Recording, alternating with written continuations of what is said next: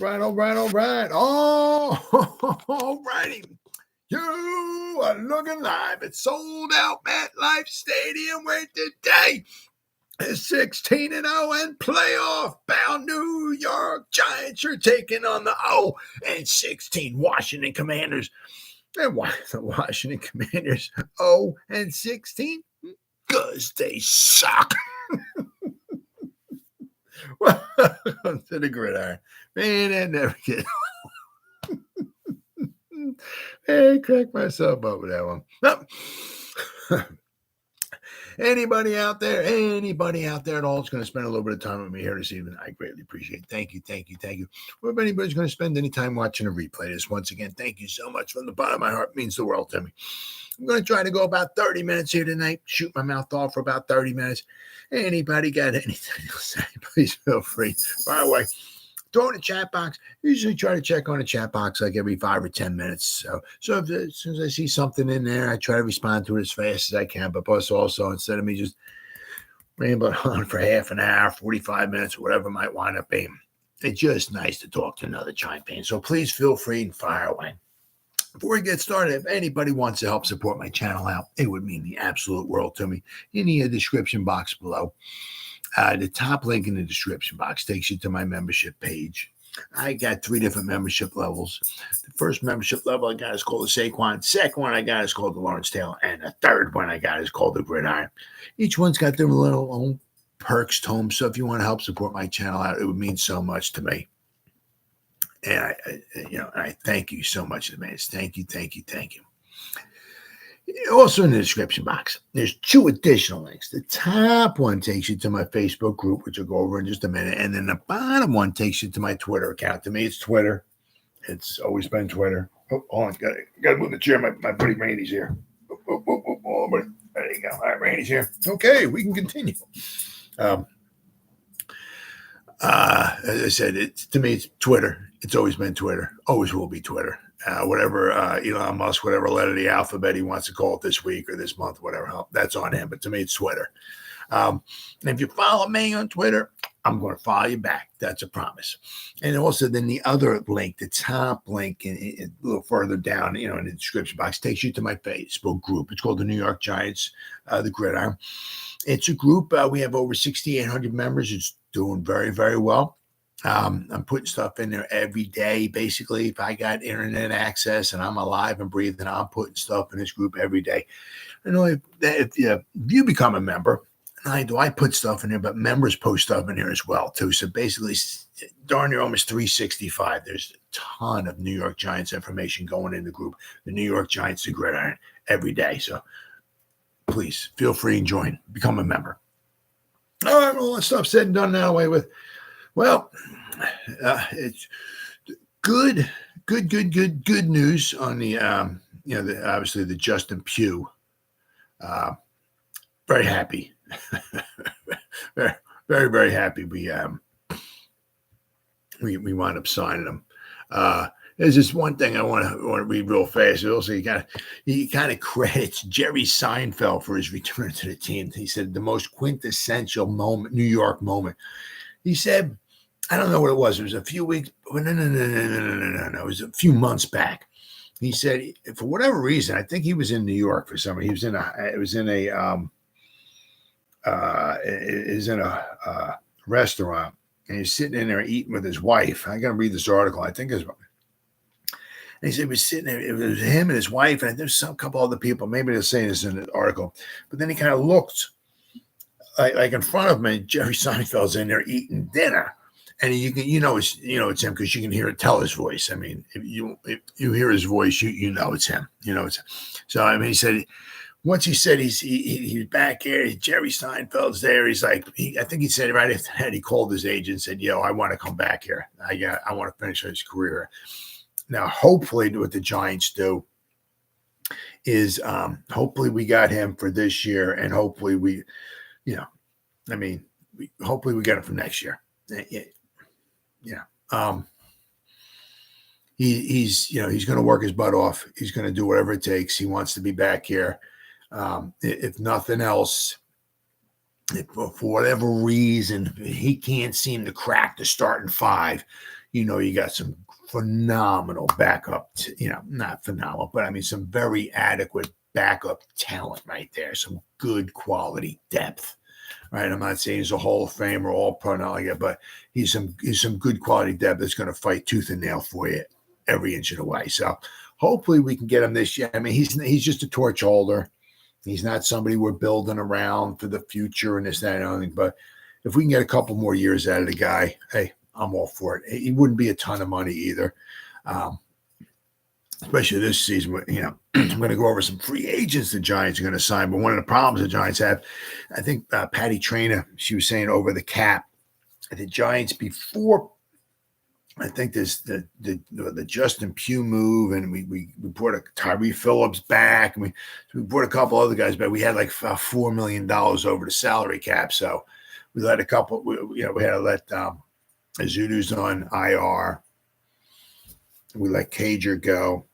So I'm not sure exactly how much more money we're going to have left, but one thing at a time here. But thankfully they signed him to the 53, so you got a decent quality player going forward. So, well, this is interesting with Justin Pugh. He said, Jerry Seinfeld's presence is still felt in the city of New York. Just ask Justin Pugh. 25 years after Seinfeld ended its historic run, 25 years ago. Wow. The famous comedian's voice is why Pugh is back with the New York Giants after being out of the league. Pugh has signed a one-year deal with the Giants on Wednesday, credited Seinfeld for why he wanted to come back to the Giants in the first place. Now, I hope he comes back for another season. He wouldn't be a ton of money. The Giants, have some money next year, but one thing, if he wouldn't want to be a starter next season, I'm just saying, he would certainly be some good quality depth. So hopefully we can make this work where he'll come back maybe again. Yeah, but Pugh said, honestly, this is all Jerry Seinfeld's fault. Pugh said with a smile via SNY. I was at a restaurant like 4 months ago. It was okay. Over the summer, and my wife and I were sitting there with some friends, and across from us was Jerry Seinfeld. And I heard his voice. Once you hear his voice, it's him. There's no ifs, ands, but you hear Jerry Seinfeld's voice, it's him. Said I heard his voice, and it was the most quintessential New York moment of all time. And then he said, almost like right after that, I texted my agent, text the Giants, I want to come back. So really, if it wasn't for Jerry Seinfeld, I don't know if I would be here right now. He's the greatest. He's the GOAT. 2 weeks ago, after signing with the Giants practice squad, Pugh started at left guard, obviously, and then he had for 9 snaps. And it's 9 snaps into the game. As only with the Giants, one of their offensive linemen, shockingly, gets hurt. Ezeudu, he's on IR. Now, you don't know. I mean, he came out with a boot. If it's like a toe, the turf toe, or so. I mean, that may not be too good.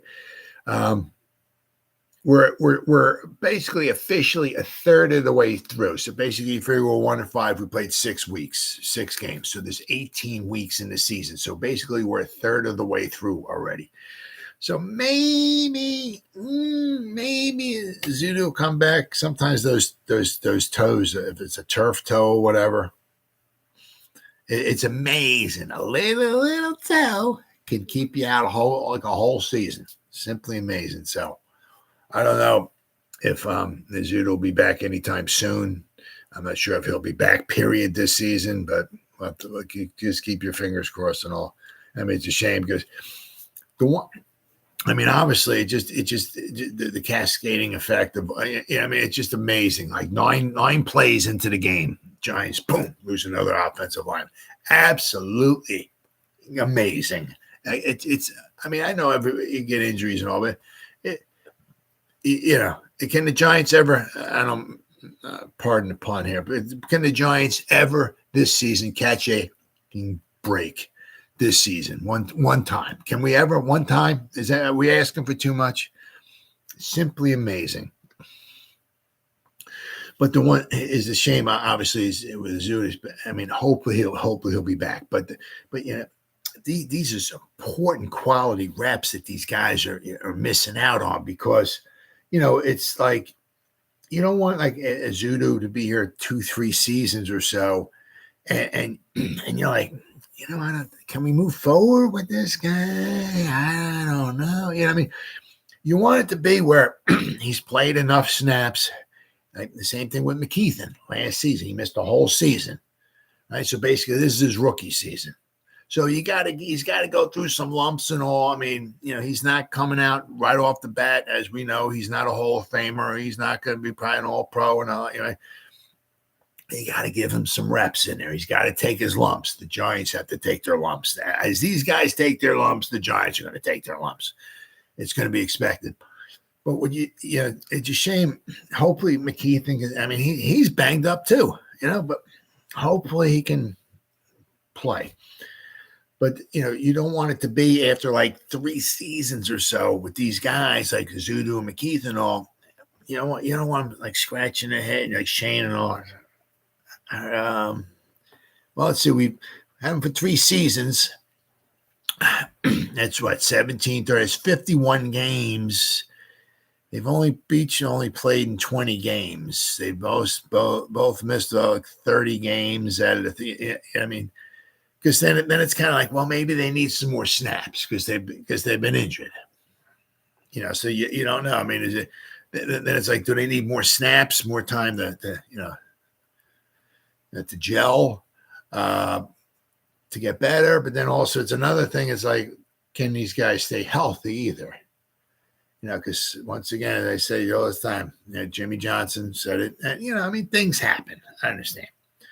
But sometimes if it's a recurring theme, Jimmy Johnson, the former coach of the Cowboys and the Dolphins, he said, hurt players get hurt. I mean, you can see some guys go out there week in and week out playing all these snaps and this, that, and the other thing, and they never even get a toenail injury or an ingrown toenail. Nothing. Absolutely nothing. And then, meanwhile, all these other guys, some of them just keep constantly getting injured, right? So, yeah. You want to, I mean, because these are two of your draft picks. Shane, and they drafted these guys. I mean, I'm sure with a 3rd round and a 5th round pick, I'm sure they had visions of Ezeudu being a starter. And McKeithen being a 5th rounder, maybe not being able to crack the starting Fab 5, right? At least being some good quality depth. You don't take a draft pick for nothing, I mean, you pick them for a reason. So hopefully hopefully we can get some guys that actually stay healthy. It would be so nice. But so we don't know exactly yet what the terms are for Pugh. But I mean, I'll tell you, man, it would be so nice if they could just got him for the rest of the season here and keep him for next season too. That would be fantastic. But said that Giants signed offensive lineman Justin Pugh to their active roster on Wednesday. Pugh, who in his Sunday Night Football intro stated that he was straight off the couch. He was signed to actually, who the heck was it? Was it Mayfield? I think it was Mayfield. Because Justin Pugh wanted to say, I was fresh off the couch. But I think Mayfield said, no, straight off the couch. So Mayfield, is should get some royalty rights in there because he said, nah, straight off the couch sounds better. So that's what Justin Pugh went, straight off the couch. He was signed to the Giants practice squad 2 weeks ago after tearing his ACL. With the Cardinals in week 6 of last season. So wasn't it week 6 last season? He tore his ACL with the Cardinals. Week 6 of this season, he's playing 2 different positions on the offensive line for the team that drafted him for the first round in the 2013 draft. Huh? The 33-year-old veteran lineman and the 2013 first-round pick. Man, time frickin' just flies on by. Man, it just seems like I can't say it just seemed like yesterday that we drafted him, but man, it didn't seem like 10 years ago that we drafted him. Holy cow. So Pugh obviously really helped stabilize a porous Giants offensive line in Week 6 against the Bills, which obviously the Bills team led the league in sacks. I mean, the Giants did a very, very good job. All things considered. Basically, the biggest the Giants have was obviously they couldn't. They can't get no push on 3rd and 1, whatever. They can't get any yard. I mean, but not only that, but it's like, they can't score any touchdowns. Other than that, they were in great shape. But the red zone. Last year we were so good in the red zone. This year it's like a whole new world for the Giants. So Pugh played 77 snaps, the first 9 at left guard. Ezeudu gets injured. He got to slide out the left tackle. Then he finished the game 68 snaps at left tackle. A shame. Damn. I feel so freaking bad for these guys. Ezeudu. Earning a start at his age after recovering from a torn ACL only 2 weeks back as a Giant was impressive enough. But playing left tackle for the first time since 2015, spanned 5 and then 5 snaps, and apparently 2021, I guess he did so. Represents the consummate professional that Justin Pugh is. That's why you like to have somebody like him on there too. The veteran presence, Pugh struggled the first 2 series, at left tackle, but shut down the Bills' pass rush for the rest of the game.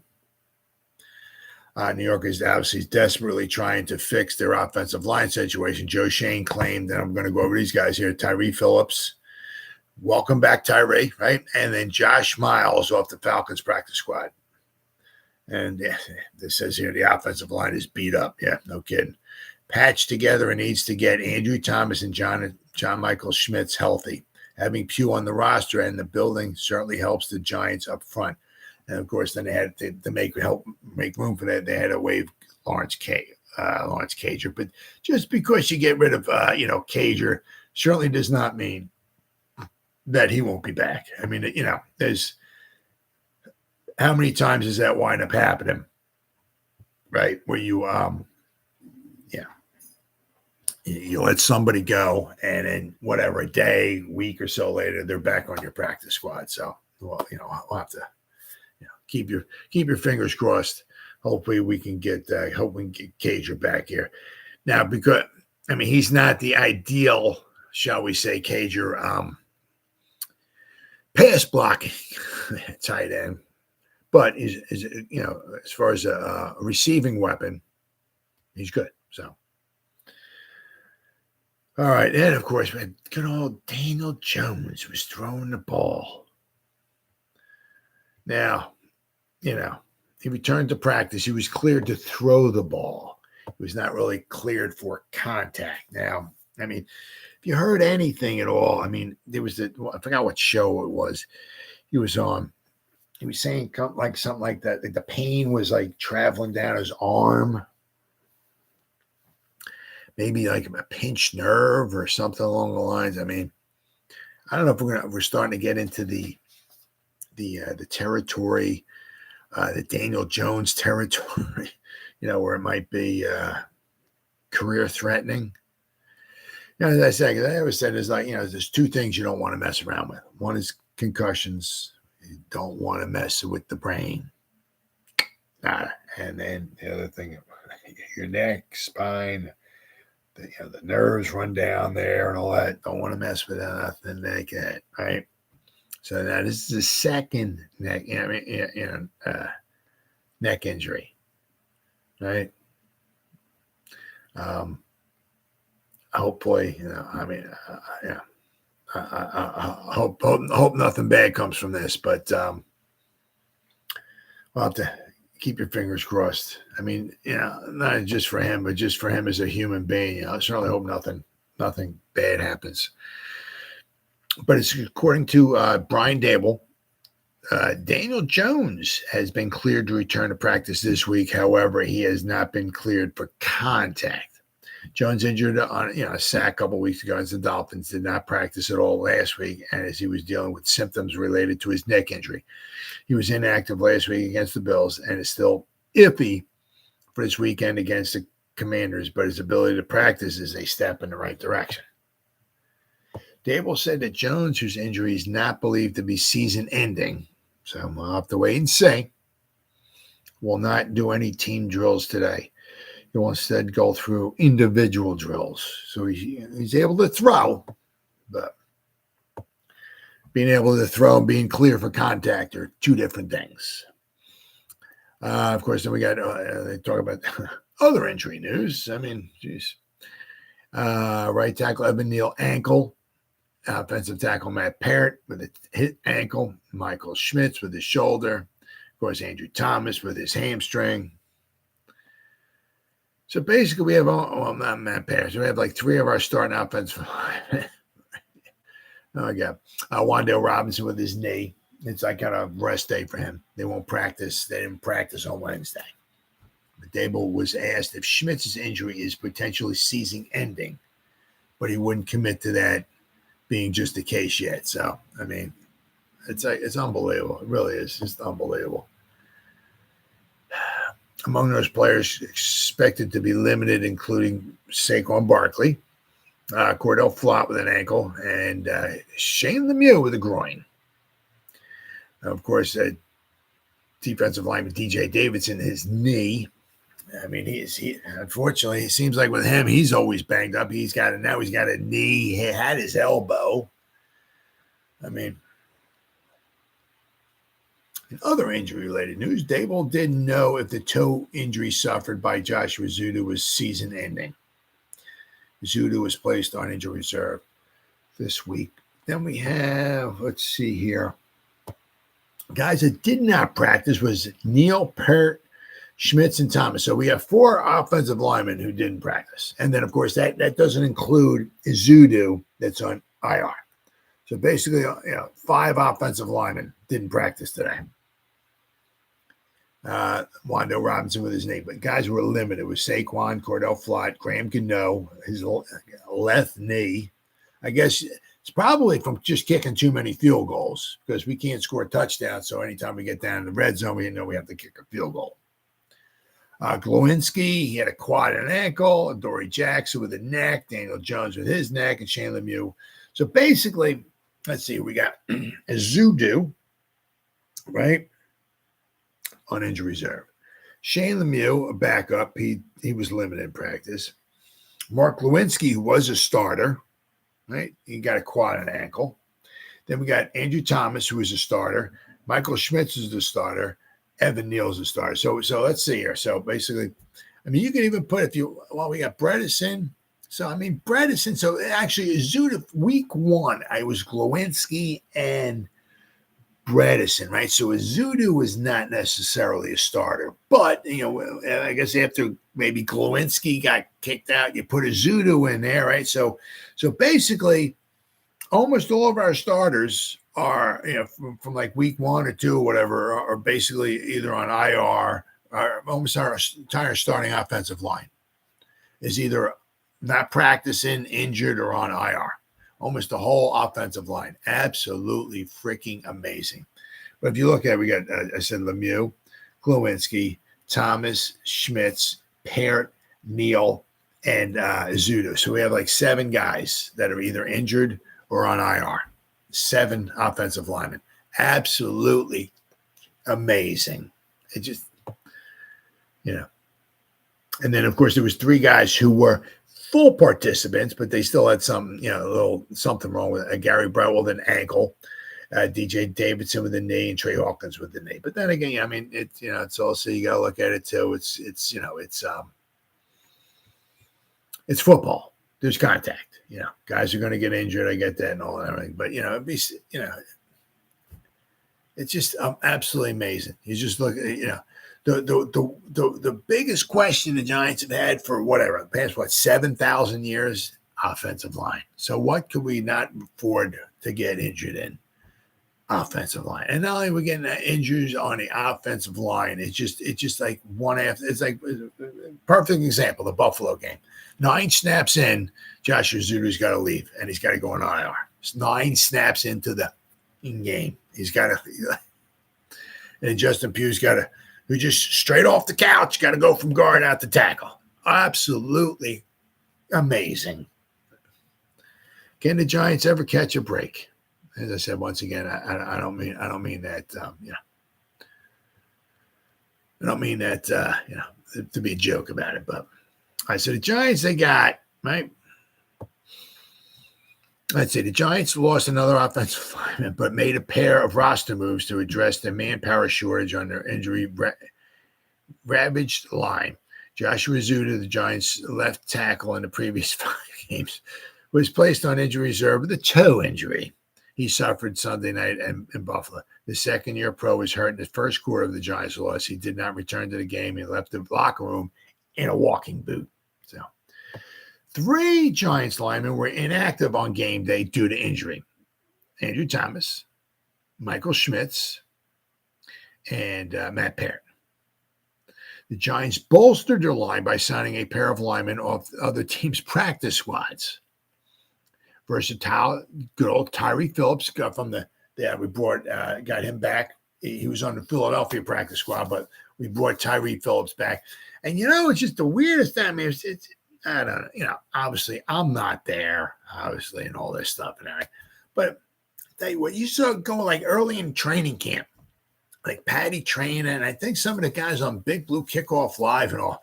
I mean, the people who are there, seeing the practices and all, they're like, I mean, obviously there's nothing written in stone or nothing like that, but a lot of them are kind of like, I think Tyree Phillips, he's got that thing, the inside track to be the swing tackle. He's like, I don't know, he might have a good shot at being there. And before you know, he's gone. Well, he came back, so good to have him back. But look, I mean, Josh Miles, we got Josh Miles off the practice squad. Now, once again, it's like with these other, like Mayfield and Thomas, right? We got those guys from other teams. Sometimes there's a reason why they're on another team's practice squad. Sometimes, right? Okay. Now with Miles here, let's see here, Joshua Miles. Okay, let's see that he's been. Let's see here. He was. Let's see here. In 2019, he was drafted in the 7th round by the Cardinals. All right, so 2019. So 19, 20, 21, 22. So this is his 5th season, right? He was drafted in the 7th round by the Cardinals. This is his 5th season. In his 5 seasons in the NFL, he's played 24 snaps. He played 2019, he played 3 snaps for the Cardinals. In 2021, he played 21 snaps for the Cardinals. So he's played 24 NFL snaps. Offensive snaps, shall I say. Let me see. I'm at the special teams. Let's see here. Let's see here. I think special teams. Yeah, he played some special team snaps, like the field goal and the extra point.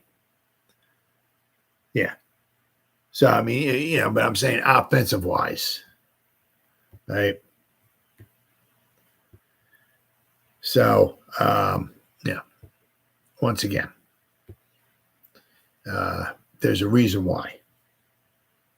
Oh, wait. Let me get out of there. Let me get back on here. All right, 2019. Let's try this here. Here we go. Okay, so that's it. So there's a reason why. In Pfizer's 5th season, he hasn't played any snaps this season. He didn't play in any snaps in 2022. So I said 2 seasons, he's played 24 snaps. He graded out like a 60. Right? I mean, the small sample size of that he did have in 2019 and 2021, his pass block grade was okay. But I mean, once again, in 2019, he had three snaps. 2 of them were pass blocking grade. He graded out a 71.2. And in 2021, he had 5 pass blocking snaps. He graded out 81.3. But don't be getting all kinds of crazy and stuff. And oh man, yeah. I said, once again, there's a reason why these guys are on the practice squad, right? There's a reason why.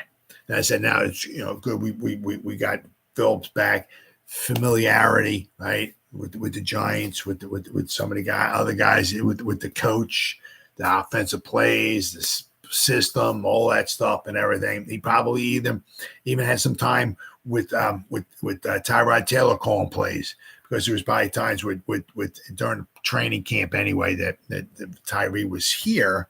He wasn't on the starting line, right? The starting 5, right? So he might have been on the second team with Tyrod calling signals and all that and everything. So he's got some familiarity there. So it's good to have him back.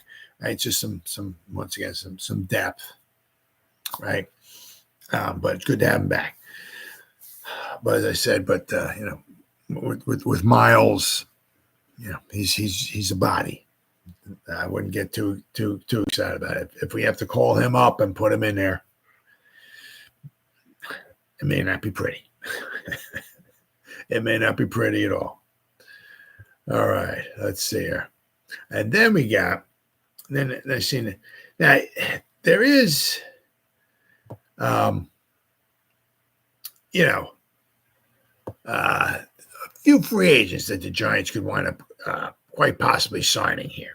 Now, the problem is that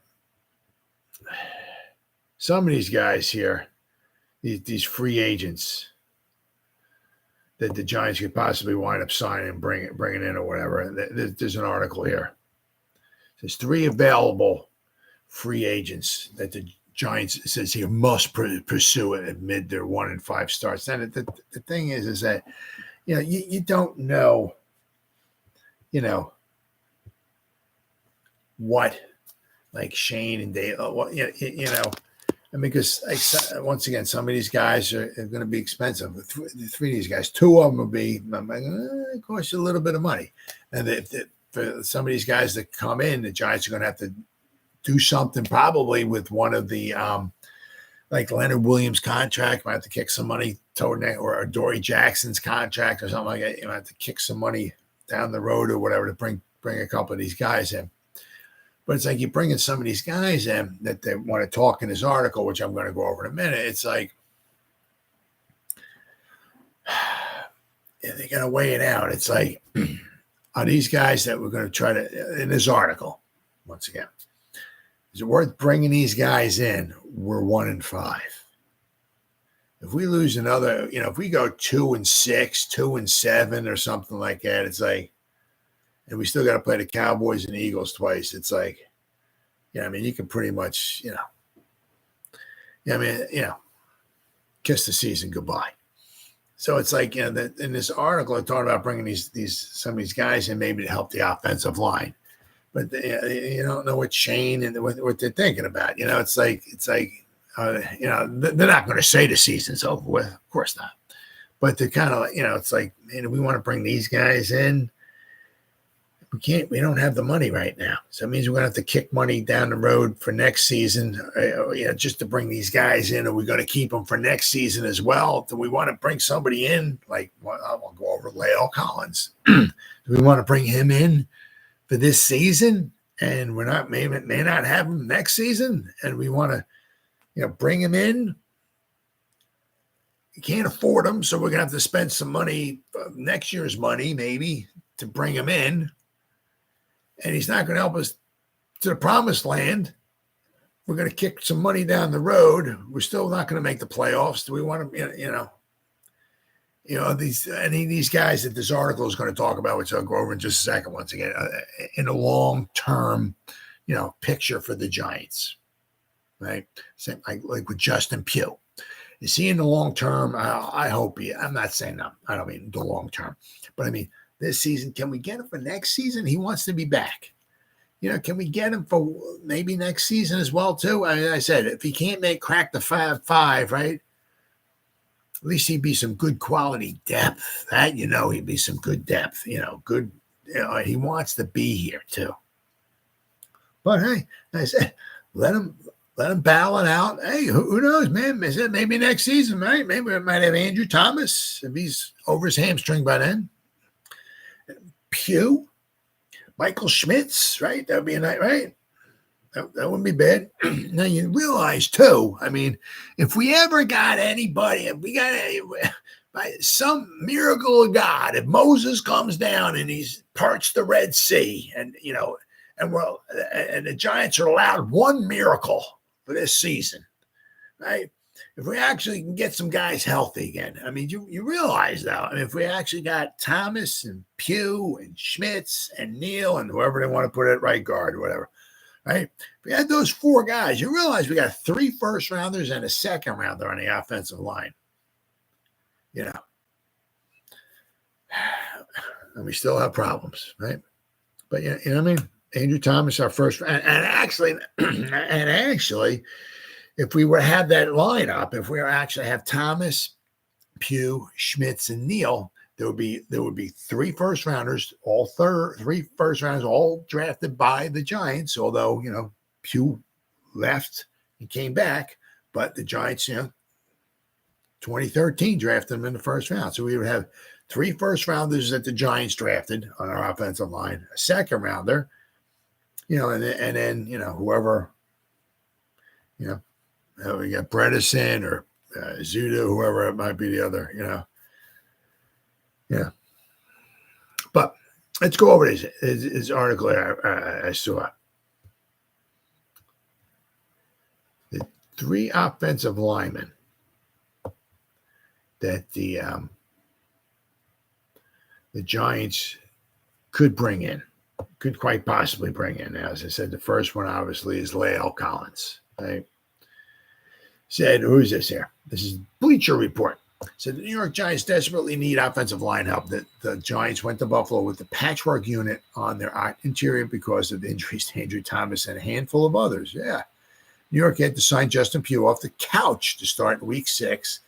And even though his role was shifted in the middle of the contest because of an injury, Brian Daboll and his staff need to bring in more offensive linemen so that the unit holds together when Daniel Jones returns from his neck injury, if he returns.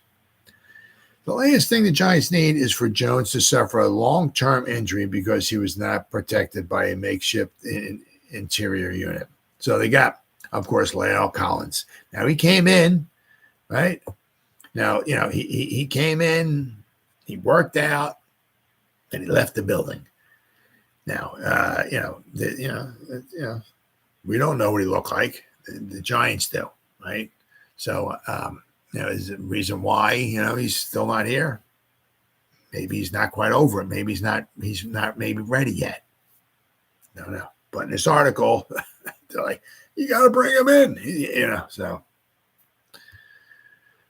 But La'el Collins is the best free agent offensive lineman. And as I said, once again, it's he's going to cost you a little bit of money. The Giants don't have much money right now, especially after they signed Pugh. And it's like they got to weigh it out, right? They're not going to have enough money to sign Pugh, to bring La'el Collins in. They're probably going to have to kick some money down the road, maybe do a little bit of finagling with some of the money. So it's like, I don't even know what they have in mind for Pugh, right? I mean, it's like, well, we got Pugh this year. Okay, cool. Are they want him for next year, right?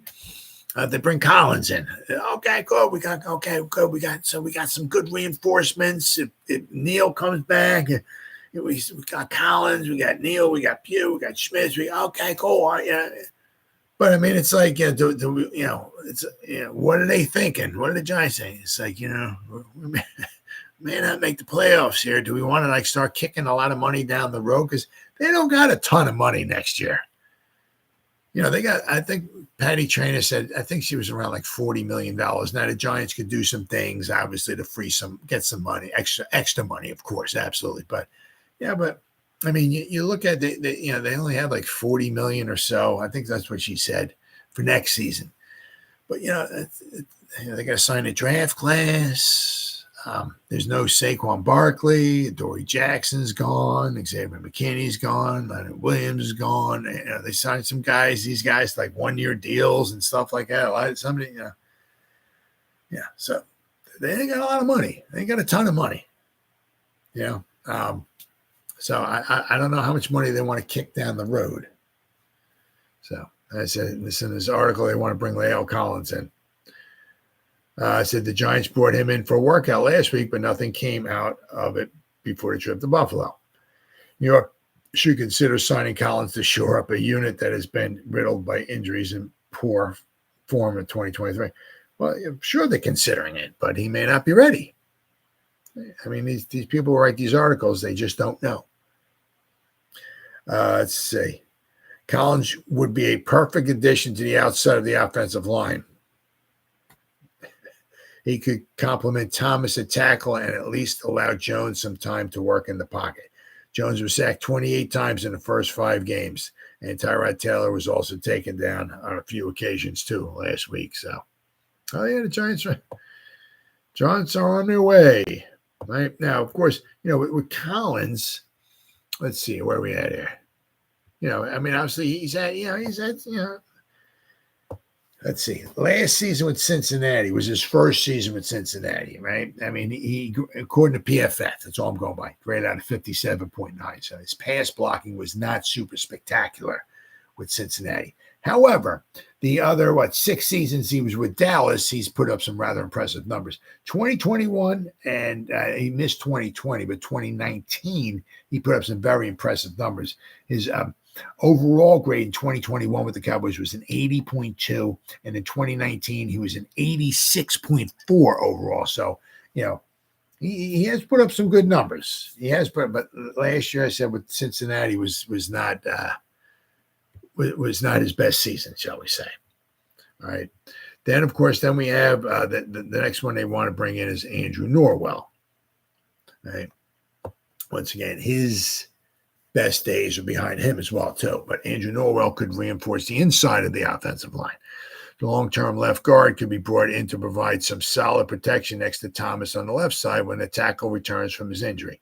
The offensive tackle free agent market is not that robust outside of Collins. So the Giants could land the best available player to patch their holes on the interior. Once again, he's not going to be cheap. Norwell spent over a decade at guard, including 16 games with the Washington Commanders last season. The 31-year-old would slide right into the Giants' starting lineup, and his signing would be at least mark an effort for the franchise to get better on the interior and the last gas push to land a possible playoff spot. Now, I mean, that's once again, these guys aren't cheap. Norwell is cheaper now than he was when he signed his last contract. But, I mean, they're not coming in for pennies on a dollar. So the Giants, if they start bringing these guys in, they probably have to kick some money down the road, and Shane's got to weigh that stuff out. It's like, they ain't never going to say the season's over. The Giants could be 1-15. Oh, no. Season ain't over. We're right there, baby. You know what I mean? They're never going to say that. But, what's he thinking, right? What's Shane thinking? Do I want to push money down the road to try and salvage out a season that we're not making the playoffs in? Do I want to do that? Do I want to bring in all these guys? Let's bring in Pugh. Let's bring in Collins. Let's bring in Norwood. Let's bring all these guys in. We'll kick $10 million or so down the road for next season. And then we may not have any of these guys next season. You know what I mean? They're going to bring them in for one season, kick some money down the road. The Giants wind up 6-11, and all they did was manage to kick $10 million down the road, and they don't have any of these guys after the season's over. Let's see, they got to weigh that out. I mean, because when the Giants were 1-2, or 1-1, whatever, it's a totally different story. They're 1-5. They're a couple losses away from the season pretty much being over. You lose. I mean, out of these next 3 games, you lose 2 of them or something. The season's over. It's pretty much getting close to being almost over right now. 1-5. even if they beat the Commanders, they're still, that would be 2-5. They're a long way away from getting right back into it. I mean, as I said, they still got some tough games, right? I mean, the 2 games against Commanders, that ain't no pushover. Right? They've had a couple of hiccups. They got clobbered against the Bills, but they've had some. They're 3-3. They're a lot better than the Giants are. Right? Howell's looked pretty good. Made it. Hey, shocked me. I didn't think it was the solution. Still doesn't mean he is the solution, but so far he's done pretty well. Right? As I said, so the 2 Commander games, neither one's going to be a pushover. The Jets, that ain't going to be no pushover at all. Absolutely not. Then, of course, we got the Cowboys. We haven't beat them since Abraham Lincoln was the president. Then we have 2 games against the Eagles, 2 out of the final 3. We haven't beaten the Eagles since Jesus Christ walked the earth, right? So out of those 3, between the Cowboys and the Eagles, how many of those 3 you think we're going to win? You think we're going to win 2 of them? You think we're going to win 1 out of those? You know. So, all right. But then again, it's maybe not who you're playing, it's when you're playing. Because, I mean, they could be, one of those teams could be totally decimated by injuries. Maybe the Eagles at the end of the season. Who knows? But all I have is the evidence at hand, and the Giants don't beat the Cowboys and don't beat the Eagles. And we got 3 more games against those 2 teams. So that could be quite a few more losses right there. So the Giants are going to have to, almost win out almost the rest of the season. I'm not exactly sure if that's going to happen. But Andrew Norwell, right? I mean, obviously he's had some very, very good seasons. His rookie season was in 2014 with Carolina. I do believe Dave Gettleman's the one that drafted him. He was a 73.6. He had he had his second season with Carolina in 2015. He graded out an 81. He's had some very good pass blocking grades. Was it 2017? His pass blocking grade was a 92.3. He's had some in the 80s as far as his pass blocking grade. However, last season with Washington, the Commanders, he played basically the whole season, 1,120 snaps. He graded out at 59.8. Yeah, I mean, 59.8, obviously not super spectacular. However, it's almost super spectacular compared to whatever the Giants have, right? As I said, once again, it's, are they going to want to sign, if they bring him, Andrew Norwell, they're going to want to sign him for the long term? I mean, as I said, we got McKeithen, we got Bredesen, we got Ezeudu, we might draft somebody else. Yeah, we got a bunch of guys. I mean, so the same thing with A.L. Collins. What are they going to, what are the Giants thinking about with, maybe we might even keep Pugh for another season. Because you bring A.L. Collins in here, he wants to start. He wants to play, right? I mean, he's not, he doesn't want to hear, maybe we'll get you some snaps. He's coming in, he wants to start. Yeah, he wants to play. So, not to say. And then the final one they got here is Gabe Davis. Gabe Jackson. Gabe Jackson should be the Giants' target if they want to reinforce the right side of their offensive line. Jackson played right guard for most of his career with Oakland and the Las Vegas Raiders. He made 15 starts at guard for the Seattle Seahawks last season.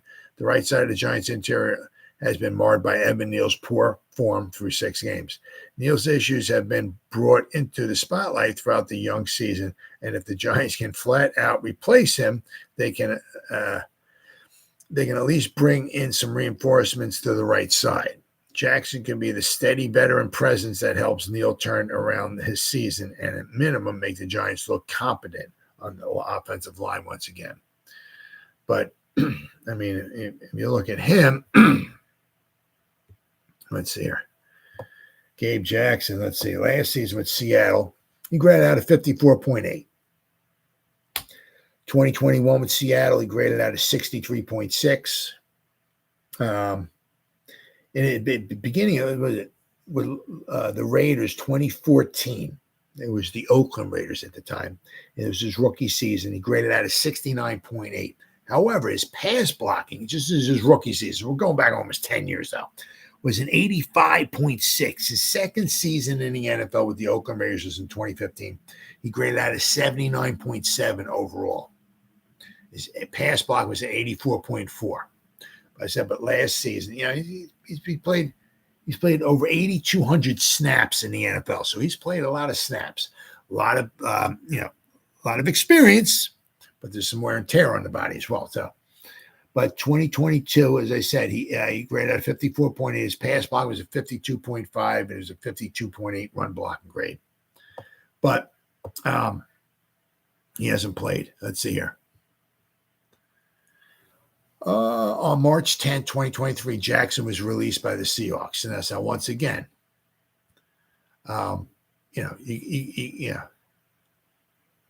why isn't this guy, we're going into week 7, the NFL season, why is this guy not on somebody's roster if he's that good? I mean, I'm certainly not saying he's horrible or this or that, but we're almost halfway into the NFL season and the guy's not on an NFL roster. Why? Kind of makes you scratch your head. So just because they're writing articles about these guys and all certainly doesn't mean they're trash, but when you're plucking somebody off of somebody's practice squad, there's a reason why they're on the practice squad, right? If you're grabbing somebody who's not playing, who's not on a team, there might be a reason why, right? So it is what it is. But it's nice to see at least Daniel Jones is back throwing the ball. However, he's not been cleared for contact, and you don't know if that's going to happen, or sadly, you don't know if he will ever be cleared for contact. Because, as I said, the neck and the brain, that's not stuff you want to be fooling around with. Well, guys, it's been 51 minutes. Anybody spent any time at all listening to me talking live, thank you. If anybody spends any time watching a replay this, once again, thank you so much from the bottom of my heart. It means the world to me. Thank you. As always, you guys stay safe out there and go Giants. Woo! Oh, yeah.